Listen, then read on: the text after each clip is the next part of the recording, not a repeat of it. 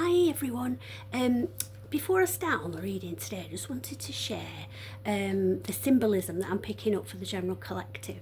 So it's a sense of renewal and rejuvenation, and that's what the intent for the reading is today, to find out more about that, because picking up on when I'm recording this, if you're watching it at the time that I'm recording, it's actually spring if you're in the northern hemisphere, and so there is that sense of lightness, but it started off murky this morning, for instance, raining and very, very dark and cloudy. And that's lifted now, and the sunshine has come out, and it's just bright and shiny and happy. And there's a sense of that symbolism for what's going on around most people at the moment. So if you resonate with that, then this is likely to be a reading for you. As always, if you don't resonate with the first card or two, excuse me, then please feel free to maybe try dipping into one of the other videos that you're drawn to instead, that might resonate with you more. But this is definitely a sense of spring is in the air, whether it is or not, wherever you're watching or whenever you're drawn to watch this.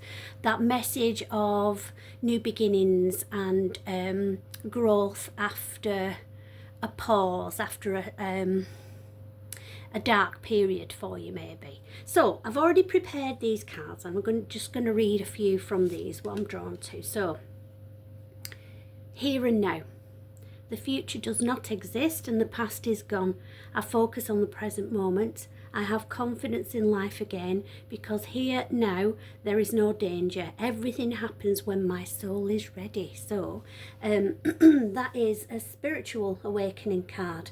That's you having gone through a dark night of the soul. It's often referred to like you've addressed your shadows, you've done the shadow work, it's often said as well. But you've gone through a dark period that's been challenging for you, and it's basically showing the light at the end of the tunnel. Things are starting to lift for you now. So you're focusing on what's going on for you now, and being in the present, being mindful of what you do. Excuse me. Self-love. I attend to my needs by listening to my heart. My inner essence lets me know what is good for me. I respect my limits. I answer the requests of my body and my soul. Thus, I learn to love myself. So this is learning to listen to your body,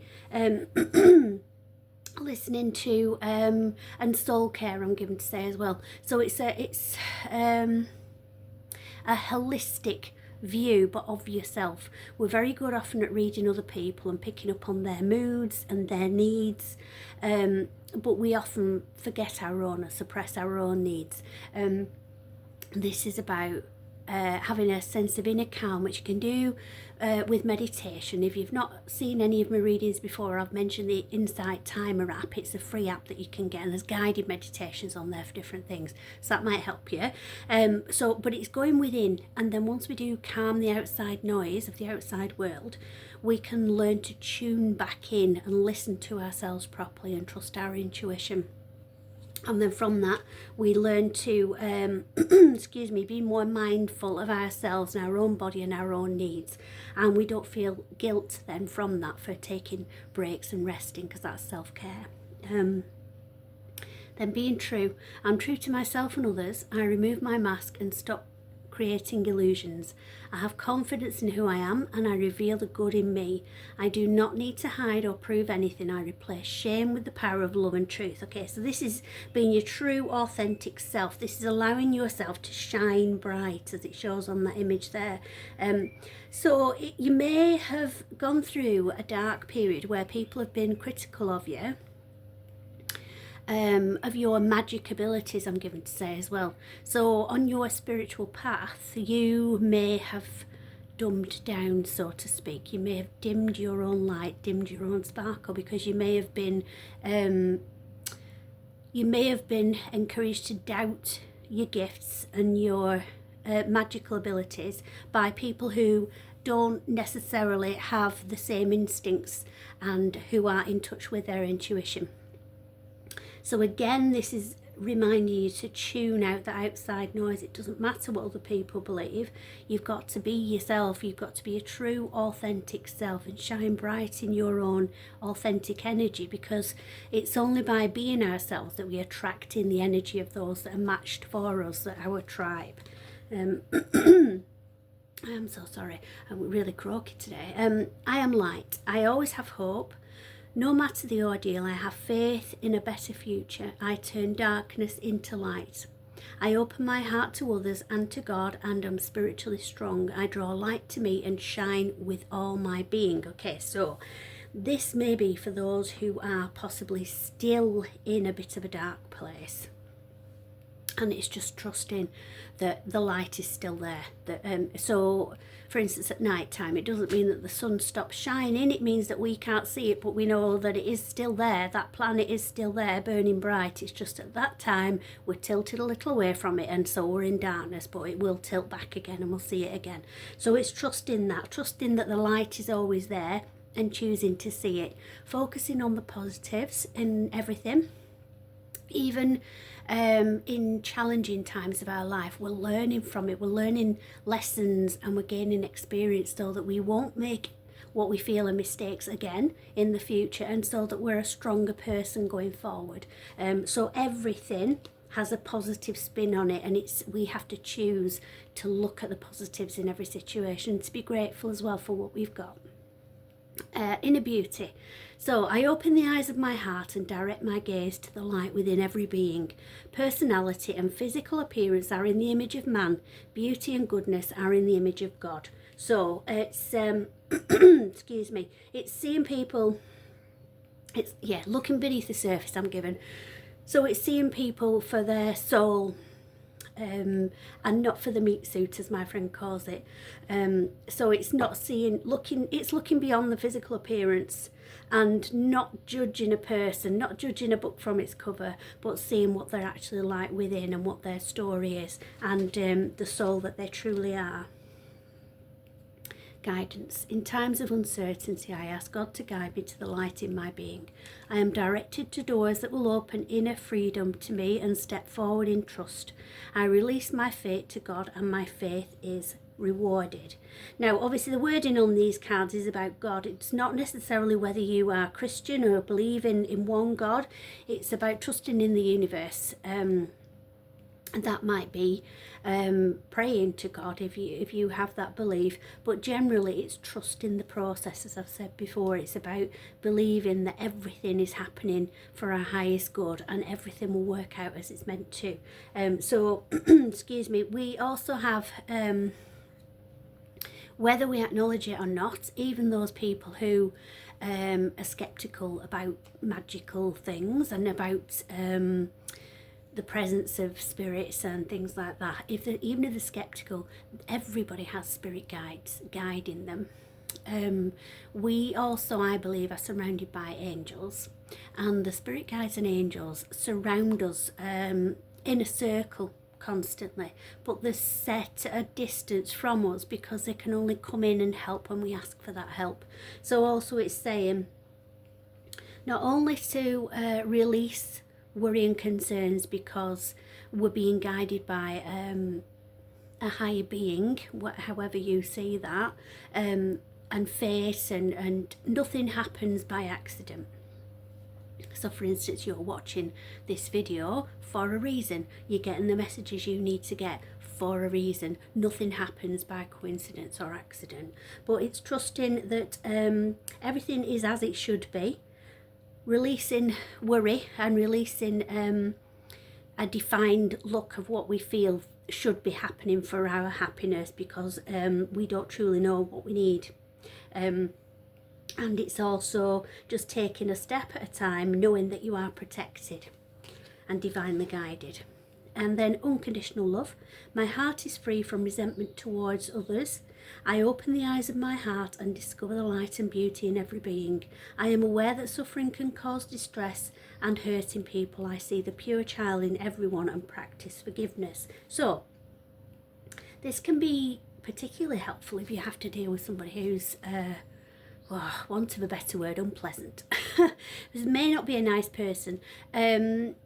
Oh, and I'm given as well, whether it's because it's approaching Easter here, Charlie and the Chocolate Factory. It's usually on Easter or Christmas or both, on the telly. But the morals behind that whole story are the different. What's the word? Tell me in the comments if you think of it. I can't think what the name is, but it's like, you know, all the things that, like gluttony and greed and things like that, all the things that are unpleasant in people and how it manifests in childhood. But obviously people are just grown up children, adults are just grown up children really, and we still possess that inner child, all of us do. Say if something happens or we feel like we've been told off in a situation, we would feel as if we're being told off by a parent, possibly would have those same feelings and those same instinctive reactions. Excuse me. So it's about, I was paused there, I was paused to look at the card, and I was drawn to the word forgiveness. In that situation, say for instance if you do have a difficult upbringing, a difficult background, it's not about forgiveness as such, because the word to forgive, I feel, means that you're excusing what's happened. I don't really buy into that. I don't forgive. I don't see myself as a forgiving person, because some things are unforgivable. They really are. I mean, I admire people who can forgive. For instance, people who have forgiven somebody who murdered one of their relatives, but that isn't me. I can accept something. I can accept that maybe somebody didn't know any better, or they're in a difficult place themselves. I can accept logic and reasoning behind it, even if I don't forgive. So you may be wrestling with yourself and feeling guilt about not being able to forgive a certain situation, but you don't need to forgive it. So just release yourself from the emotions around that. You don't need to forgive it. You just need to accept it happened. You've learned from it, and now it's gone. It's different. But yeah, so going back to dealing with a challenging person, or somebody you don't resonate with, just an energy, a low energy that you don't vibe with, it helps if you can see them as that child still, because it usually means that they've not worked on themselves. So for instance, people who are mean, you know, like the Mean Girls situation, people who are mean to people, it comes generally from a place of insecurity. Also, in toxic, controlling relationships, for example, the person who is controlling, again, that comes from insecurity, because deep down they know that they're with somebody who they don't deserve, and they're trying to manipulate that person into feeling that they are lucky to be with them. So it's all about the childhood and their childhood beliefs that they may be carrying through into adult life, rather than having addressed them head on. So try and see it like that when you're looking at people, and it helps you not to forgive, because I don't agree in forgiveness, but it helps you to understand and accept and not take things so personally as we may have done before. And then freedom. I realise my wounds create doubt, resentment and guilt, so I work to free myself of darkness. I cast off negative thoughts, find peace in my heart, and discover the being of light within me. So again, that's focusing on the positives, focusing on what we do have, having gratitude for what we have, rather than being concerned and constantly thinking about what we don't have. And then the last one, everything turns to light. I work to improve myself, embrace all that life brings to me, and transform darkness into light. I allow myself to grow and become stronger. So once you start to go within, do the inner work, so that you can trust your intuition and stand strong in your beliefs and unwavering from any criticism or any questioning that you might get from somebody who isn't on the same level as you, once you start to feel that spark in your belly, then you can, sorry about the cuckoo clock, then you can start to let your light shine. And the more you shine, the more you undim your sparkle, I'm given to say, that's an odd way of saying it, the brighter you shine, the more you'll attract in those around you that vibe with you, those that are on the same level, so your tribe. Anyway, hope that all helps, and love and light to everybody. I'll speak to you soon.